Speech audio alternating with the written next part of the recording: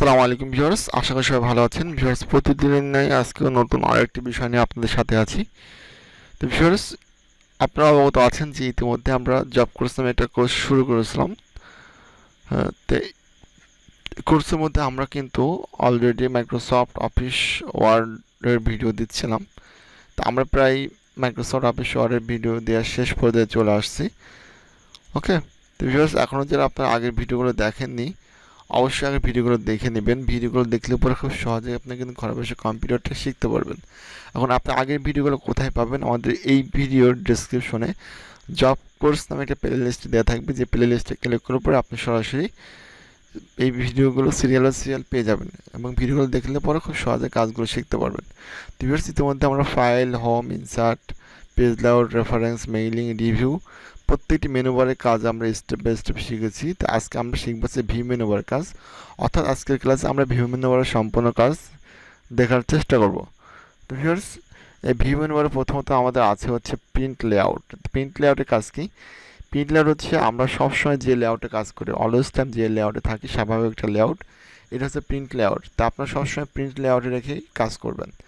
আচ্ছা, এরপর এখানে আছে full screen reading. Full screen রিডিংটা কি? আপনি 20 পেজ বা 10 পেজের ডকুমেন্ট টাইপ করে কাজ করেছেন, তা এখন চাচ্ছেন যে বিষয়গুলো আপনি রিভিশন দিবেন, পাশাপাশি 2টা করে পেজ নিয়ে। এক্ষেত্রে আপনি যেটা করবেন, ফুল স্ক্রিন রিডিংয়ে ক্লিক করবেন। ফুল স্ক্রিন রিডিংয়ে ক্লিক করলে দেখতে পাচ্ছেন যে এখানে কিন্তু আমাদের পাশাপাশি 2টা করে পেজ চলে আসছে। এখন এখানে কিন্তু আপনি চাইলে পরে খুব সহজেই 2টা পেজ একসাথে পড়ে দেখতে পারবেন, কিন্তু এখানে কোনো কিছু আপনি টাইপ করতে পারবেন না। আপনি ভিউ অপশন থেকে এখানে 1 পেজ করলে পরে এটা কিন্তু শো 1 পেজ হয়ে যাবে, আবার ভিউ অপশন থেকে শো 2 পেজ করলে 2 পেজ হয়ে যাবে। তো এটা আমি এখানে ক্লোজ করলাম। এরপর আছে ওয়েব লেআউট, আউটলাইন, ড্রাফট। এই 3টে লেআউটে একটা লেআউটও আপনারা কখনো ব্যবহার করবেন না, কেননা এই লেআউটগুলো যখন আমরা ব্যবহার করবো তখন আমাদের পেজটা অস্বাভাবিকভাবে বড় হয়ে যাবে।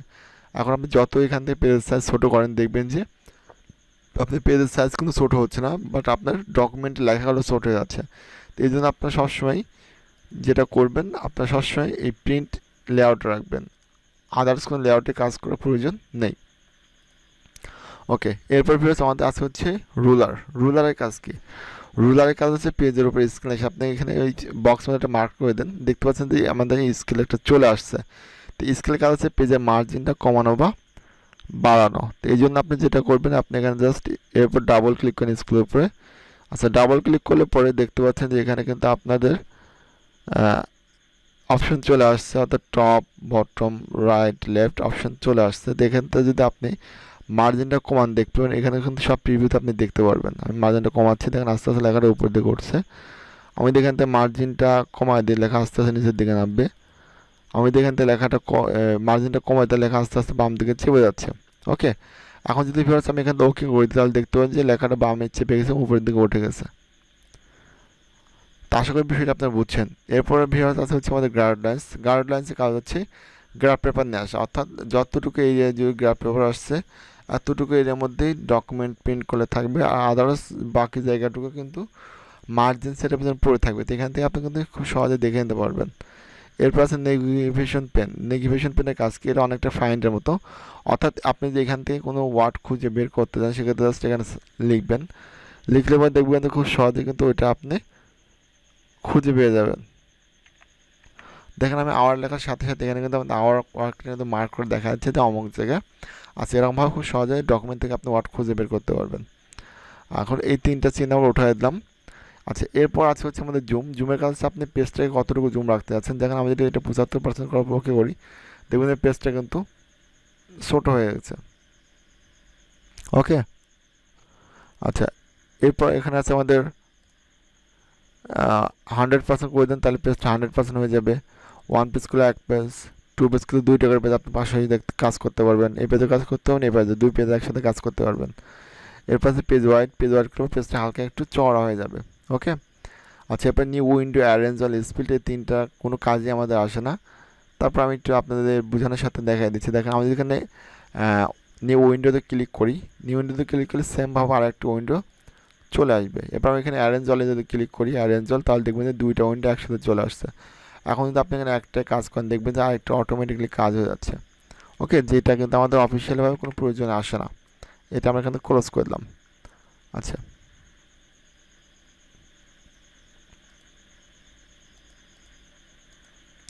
এরপর আছে স্পিলের কাজও অনেকটাই নিউ ইন্টের মতো। আপনি যেখান থেকে স্কিলটা রাখবেন সেখান থেকে দেখবেন যে আপনার পেজটা দুইটা করে ভাগ হয়ে গেছে। এটাও আপনি যদি একটা কাজ করেন আর একটা অটোমেটিকলি কাজ হয়ে যাবে, দেখছেন? তো এরপরে রিমুভ স্পিল করলাম। তো ভিউয়ার্স, এই ভিউ মেনুবারের মধ্যে এই কাজগুলি আমাদের জন্য ইম্পর্টেন্ট। তো আশা করি বিষয়টা আপনি বুঝছেন। যদি ভিডিওটি আপনার ভালো লেগে থাকে অবশ্যই আমাদের ইউটিউব চ্যানেলকে সাবস্ক্রাইব করবেন এবং ফেসবুক পেজটিকে ফলো করবেন। তো ভিউয়ার্স, আমাদের কিন্তু মাইক্রোসফট অফিস ওয়ার্ডের কাজ কিন্তু আমরা মোটামুটি আমাদের মেনুবারের কাজগুলো কিন্তু শেষ করে দিয়েছি। তো যদি এরপরও আপনাদের কোনো কাজের ক্ষেত্রে কোনো সমস্যা থাকে অবশ্যই আমাকে কমেন্টে জানাবেন, চেষ্টা করব ওই ভিডিও সলিউশন সহকারে ভিডিও করার জন্য। তো ভিউয়ার্স, আজ এ পর্যন্ত, সবাই ভালো থাকবেন, সুস্থ থাকবেন।